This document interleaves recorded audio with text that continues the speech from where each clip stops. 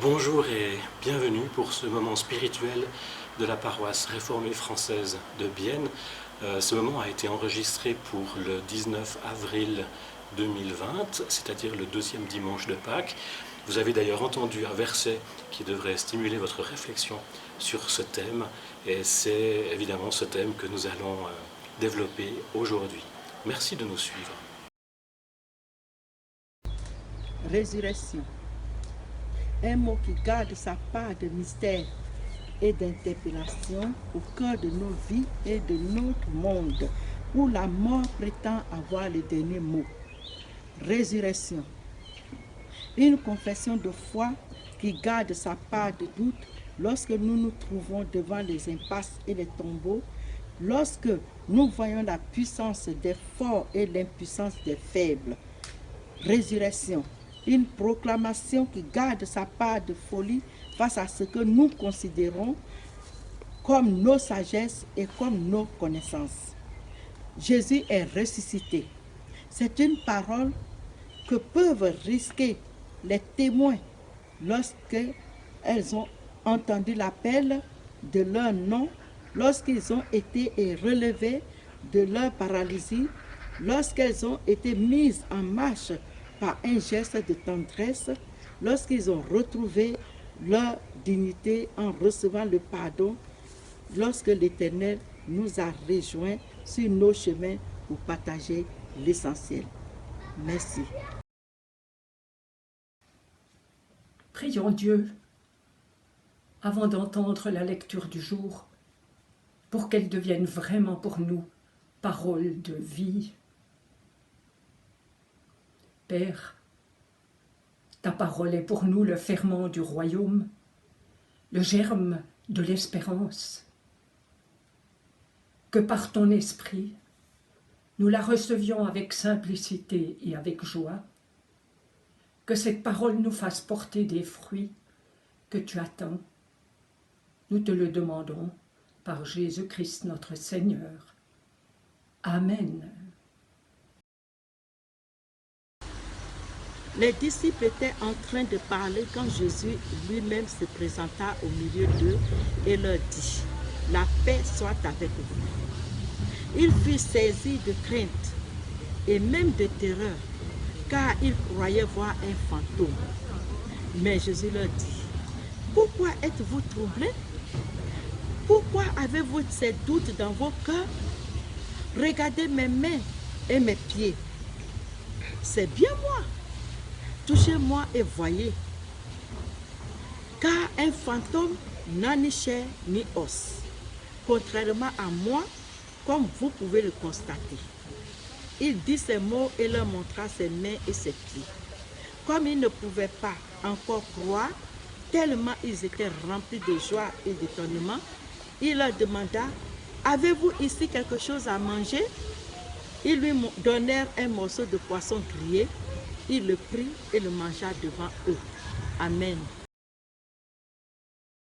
Lecture dans la première lettre de Pierre, au chapitre 2, les versets 4 à 6 et 9 à 10. Approchez-vous du Seigneur, la pierre vivante rejetée par les hommes, mais choisie et jugée précieuse par Dieu. Prenez place, vous aussi, comme des pierres vivantes dans la construction du temple spirituel. Vous y formerez un groupe de prêtres consacrés à Dieu. Vous lui offrirez des sacrifices spirituels qui lui seront agréables par Jésus-Christ. Car voici ce qui est dit dans l'Écriture. J'ai choisi une pierre précieuse que je vais placer comme pierre d'angle en Sion, et celui qui lui fait confiance ne sera jamais déçu. Vous êtes la race choisie, les prêtres du roi, la nation sainte, le peuple qui appartient à Dieu. Il vous a appelés à passer de l'obscurité à sa merveilleuse lumière, afin que vous proclamiez ses œuvres magnifiques. Autrefois, vous n'étiez pas le peuple de Dieu, mais maintenant, vous êtes son peuple. Autrefois, vous étiez privé de la compassion de Dieu, mais maintenant, elle vous a été accordée. Il est ressuscité. Il est vraiment ressuscité. Voici l'affirmation qui nous préoccupe ces temps-ci. Bon, je ne sais pas si ça vous préoccupe, vous particulièrement, mais alors je vais le dire autrement. J'aimerais que cette affirmation nous concerne tous un peu plus. Il est ressuscité. Il est vraiment ressuscité. J'aurais envie aujourd'hui que nous nous rendions compte un peu mieux de la portée de cette affirmation. Parce que dire que le Christ est ressuscité, si je veux la faire très courte, c'est comme si je disais « ça va exploser ». C'est vraiment une nouvelle qui est de la dynamite. Oui, d'accord, mais c'est quoi la résurrection? Alors je ne sais pas ce que vous pensez vraiment de la résurrection, ce que vous en croyez. Et je vais peut-être vous laisser quelques instants pour y réfléchir et vous permettre de former une réponse.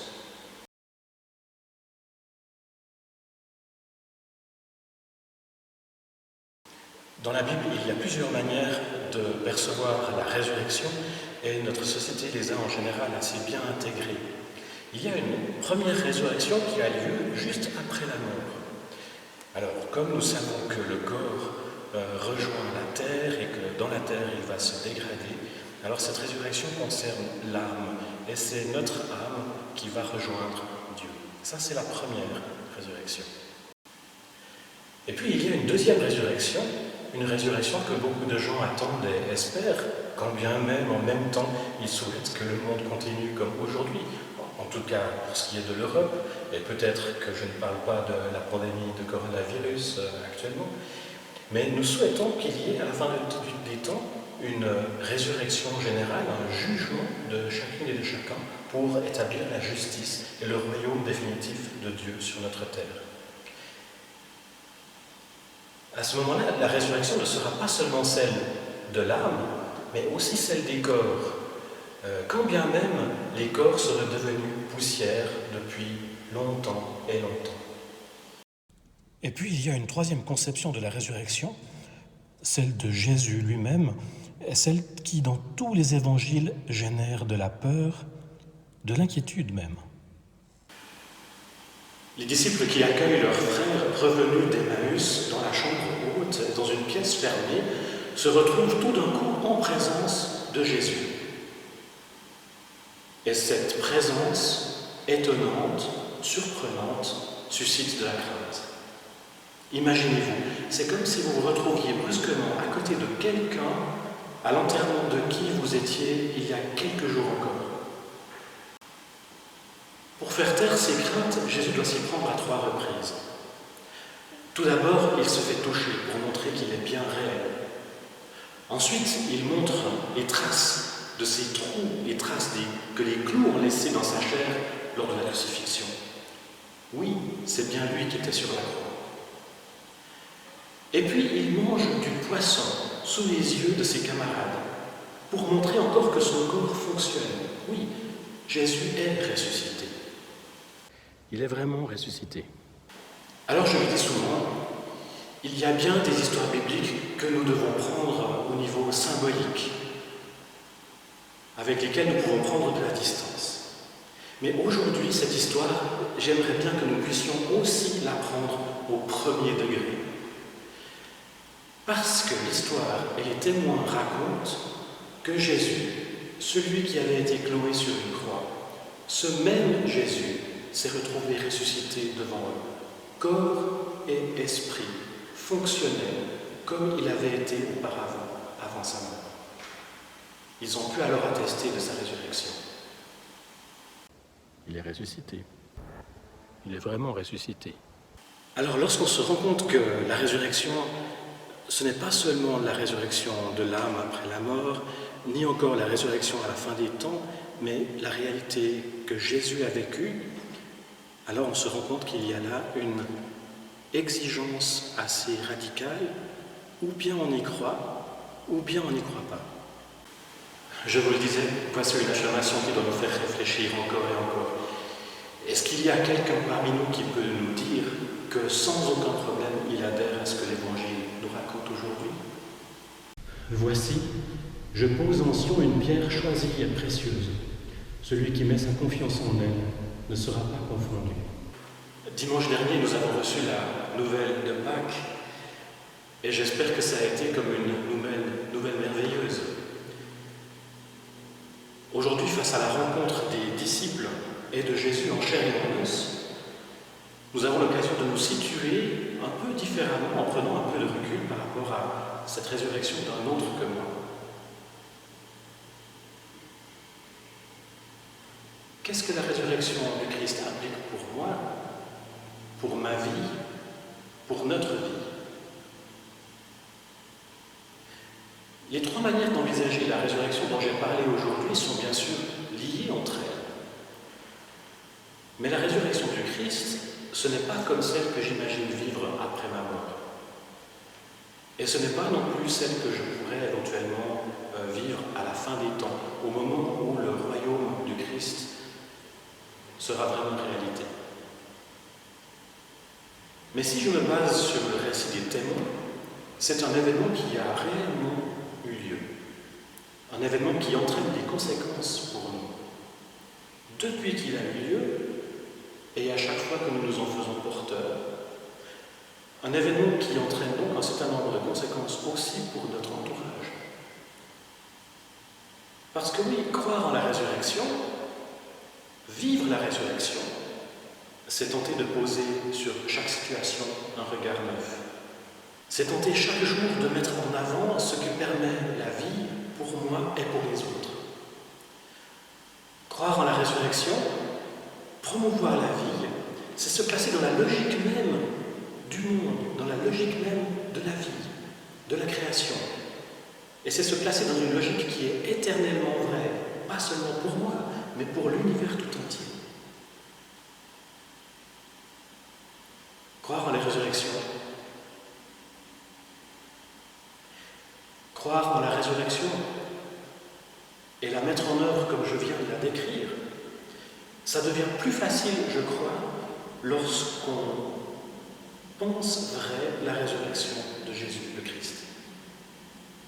Lorsqu'on pense que cela s'est passé exactement comme les témoins l'ont raconté. Ça lui donne une force nouvelle. Et alors, je crois que là, les horizons se dégagent, les difficultés semblent s'aplanir et tout semble devenir possible. La résurrection. Peut-être que vous avez eu le temps de faire votre propre définition. Voici celle de la première lettre de Pierre. Voici, je mets en Sion une pierre angulaire, choisie et précieuse. Celui qui met en elle sa confiance ne sera pas confondu. Amen.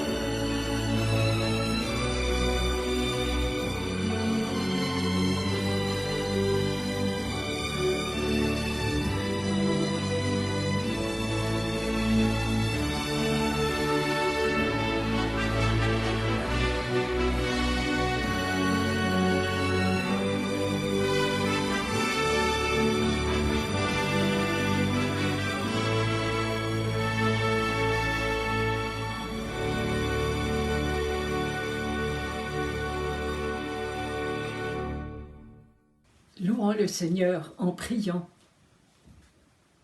Merci Seigneur pour ta grâce qui me relève et m'envoie vers les autres.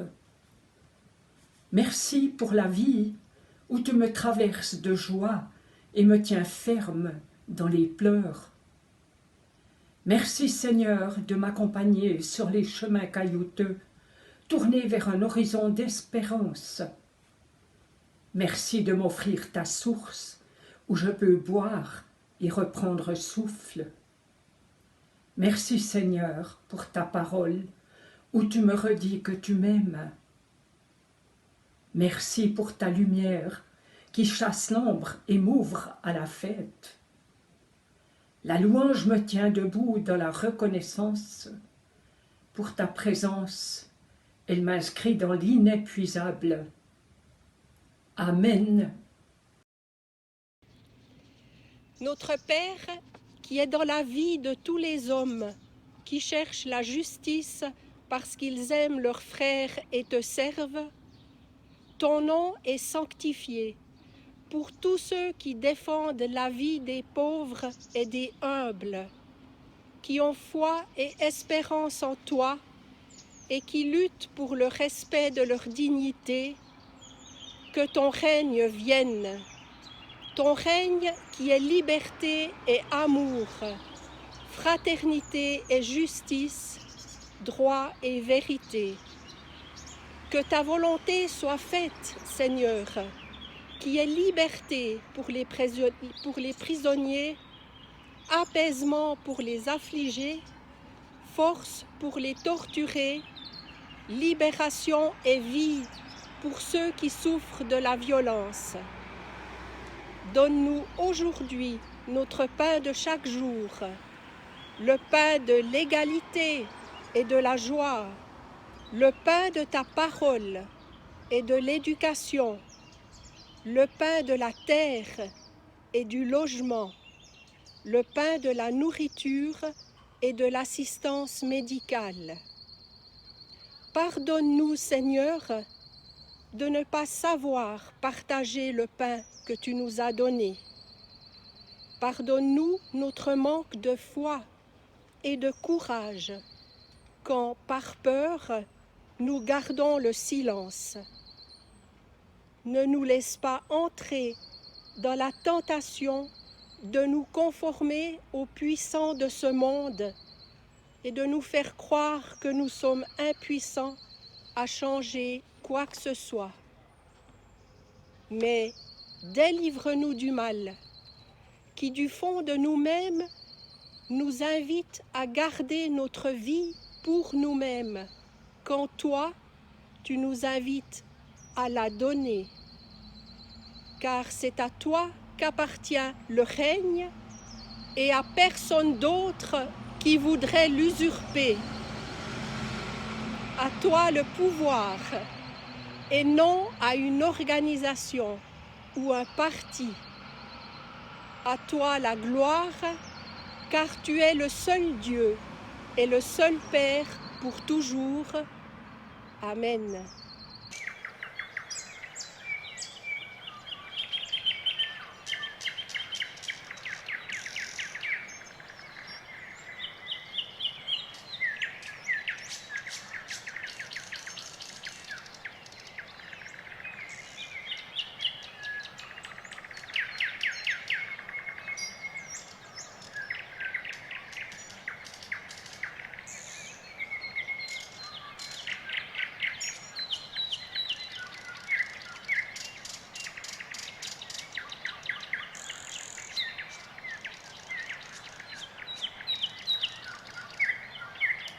Merci de nous avoir suivis.